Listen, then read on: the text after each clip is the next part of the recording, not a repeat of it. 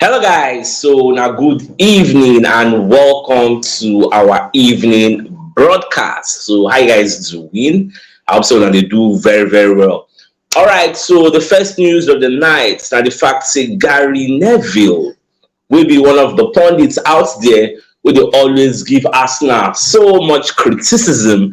Come as I call it talk about Declan Rice playing in the Arsenal setup and the way Declan Rice take play for the match we just watched yesterday against Crystal Palace. So Gary Neville got to say Declan Rice is bringing power and is bringing personality and is bringing physicality to the Arsenal midfield. You get say Declan Rice, they remind them of Michael Essien of Chelsea. For that reason, he's praising Declan Rice. You get say Declan Rice has a lot of things to learn at Arsenal because the Declan Rice wey dem know, e come be like say the one wey dey for Arsenal come see the other one because the one wey dey Arsenal is doing so much new things that a lot of people never thought he could do. So when they talk so many things, in fact, according to him, Declan Rice was arguably the man of the match for that yesterday because I even see Declan Rice statistics of the match yesterday. He had a lot of tackles won, a lot of interceptions, a lot of recoveries, blocks. Like he was there, you get all the area duels when competing, he win all of his own. You get so the guy really tried all impossible best because the team really suffered. That Tomiyasu red card, he can't expose our defenders to a lot of opposition attacks, and they stood tall and defended our goal. So at the end of the day, we are very thankful for him. 105 million well spent, and this is just the beginning because we never really achieving potential. But when is still like 24-25 years, still very young, he's going to give us like so many years in the Arsenal setup. So now away from that, so Fabrizio Romano come also they let us know say Gabriel Magalhaes is going to be playing a lot of games for Arsenal this season from what we hear.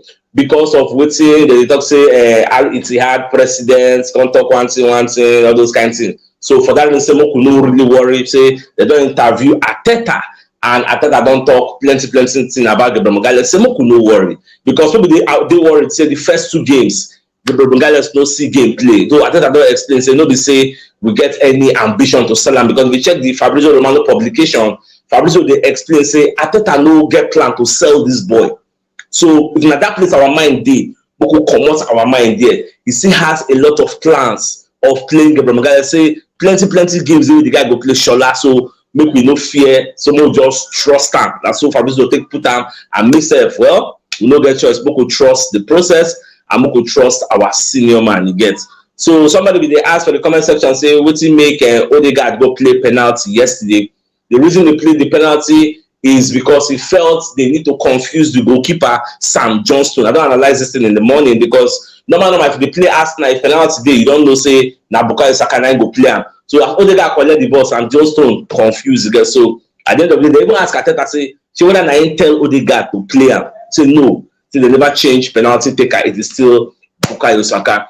Now away from that, do you know that Manchester United and Tottenham Hotspur are marking Ivan Toney? Say for January, the one reason the guy said they won't sign Ivan Toney. Now, this one just come as a surprise to me because yesterday, I think yesterday or the first day, Ivan Toney did an interview where he called the talk say Liverpool. Now he be Liverpool fan. So by the same time, saying like the way Arsenal they play, it gets say the way the fans, Arsenal fans, they very passionate. You get the watch board, whether they support the team, say like all those things. Because the reporter they ask and say, where do you see yourself in the future? If you want to come out for Brentford now, where you feel say you go feel go. So Babako they explain say in like Liverpool as a fan will be, but Arsenal saying the bad Arsenal style of play. He like everything about the club, so that is what it is. And myself, are they happy? Like myself, everybody knows say it's not a secret. Say me, I be a strong advocate for Ivan Toney. Ivan Toney ban, I believe it will elapse. It go finish by January. You get so you know they eligible to move for January transfer window. That is why people like Erik ten Hag and Ange Postecoglou, all of them they really say, okay, we can bring in this Ivan Toney. Tottenham Hotspur never signed striker, although Manchester United don't sign Rasmus Højlund. So Erik ten Hag they don't say Ivan Toney is going to be complementing Rasmus Højlund Ask ourselves, we really need a target man, like a bullish target, bullish striker.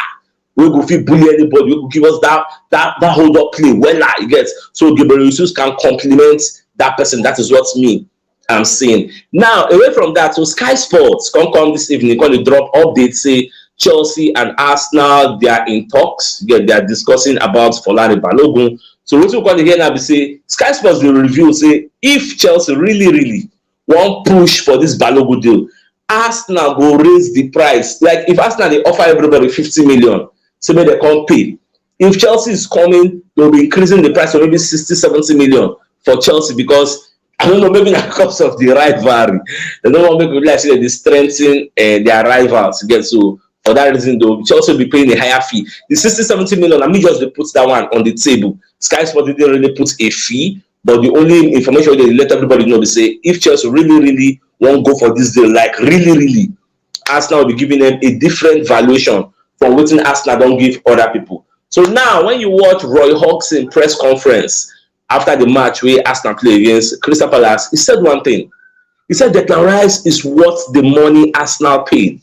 Because the way Rice they play, I don't think Rice has really gotten any critics. Rice really came in and hit the ground running. Like, I am proud to say that. Like, I just stay happy with the guy. And another thing with the switch, they say Rice not be player who they really get injury. He has a clean bill of health, which means he's going to play almost like Saka will play almost every game. And this guy is a very hard worker. He brings steel, he gets into that our midfield. Imagine a midfield of Declan Rice and maybe Thomas Partey and Jorginho. I can't wait for the day where I will see that type of midfield, you get.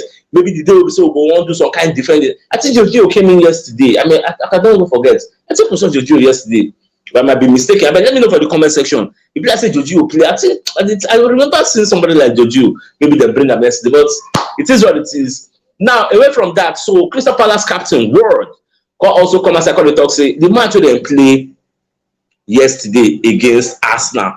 Almost say that match, they almost beat Arsenal. So they went toe to toe with one of the best sides in world football right now. Like they went toe to toe, if not for that penalty, we then concede. And for that penalty, you know, say Arsenal do one kind quick, like sharp, just pass ball, get just before they know what happen. In case I don't carry those, I'm just don't come on in leg. Penalty. Say apart from that, few minutes or few seconds of like say they lose control, like they do themselves, you get they lose guard. Say Arsenal just give them back. You get so before they know penalty, Arsenal comes for say excluding that penalty, say Arsenal don't really do anything. Say if you watch the first half, Arsenal were slowing down the tempo, they were just passing sideways, they were not in haste because we were putting them under pressure.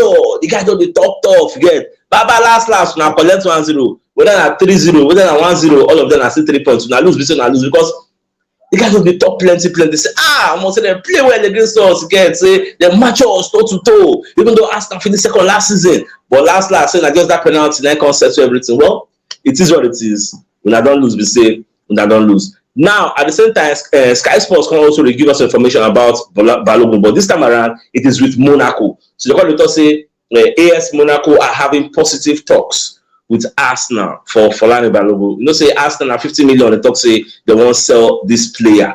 But the issue now is, see the question why they always ask, because I don't know, the way they see this Balogun issue, most of you may not be seeing it from that light. And this is what I've been asking from day one. Today is 23. I've been 22. Today is 22.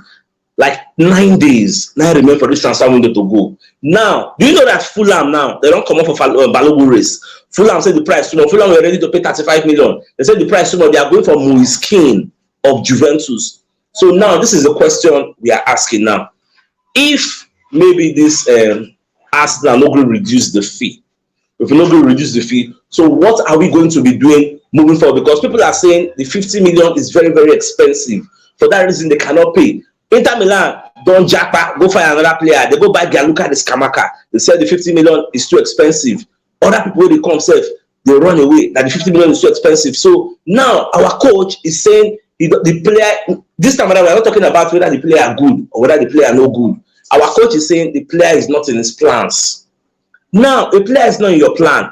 You don't want to reduce the price. 9 days to go. What is the way forward? Okay, what next? What do we do? So that is the question we are asking at this point. So let me know your thoughts in the comment section. What do you think Arsenal should be doing about Folarin Balogun? For me, I would have said reduce this valuation. You have 9 days to go. Nobody has reached a compromise to take this player. Well, anyhow they did, they go. Book the watch.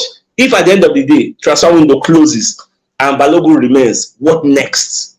Are we going to reintegrate him back into the squad the way we did with Nicolas Pepe? So these are the questions I am asking out there. Because I follow all those Charles Watts them for a press conference where they ask Arteta question. Now this kind of question I already ask Arteta, give him all the, like, put everything on the table. Let him know the worst case scenarios and the best case scenarios. Ask him all these questions. And at the end of the day, he should be saying something meaningful. Yes, well, it is what it is. So my dear Arsenal lovers, this is actually the evening news. So till I come your way tomorrow, as usual, I get out.